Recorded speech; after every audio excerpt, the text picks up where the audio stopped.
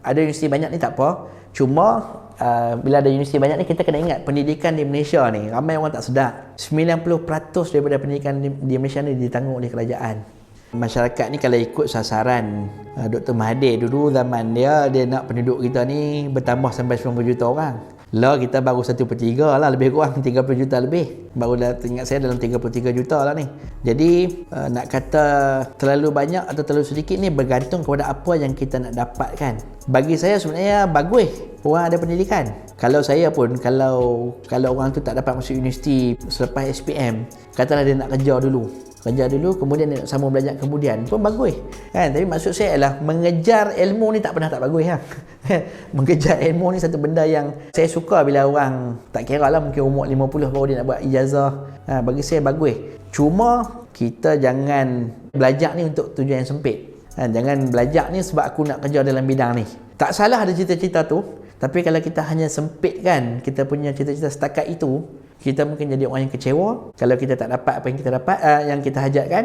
Yang kedua, kita mungkin lupa benda yang lebih besar. Ada universiti banyak ni tak apa. Cuma bila ada universiti banyak ni, kita kena ingat pendidikan di Malaysia ni, ramai orang tak sedar, 90% daripada pendidikan di Malaysia ni ditanggung oleh kerajaan.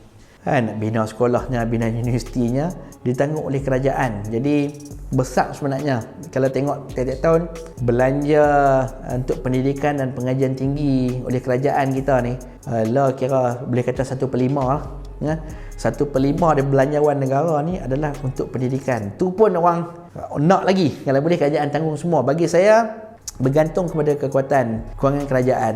Kadang-kadang benda ni bukan betul salah ni, dia berada di garis kelabu lah kita kata.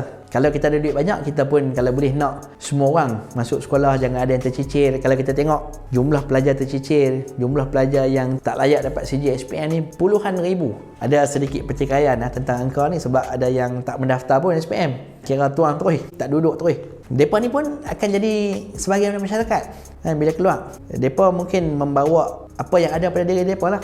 Tahap pendedahan yang mereka dapat, pendidikan dan pergaulan masyarakat. Ada masyarakat akan menilai mereka ni sebagai sampah. Ada yang lebih bersifat ihsan, kata mereka ni perlu dibantu kan. Dan kita tak mustahil lah, kalau kita ambil worst case scenario, mungkin ada yang terjebak dengan jenayah. Walaupun sebenarnya ada juga yang pandai pun terjebak dengan jenayah kan.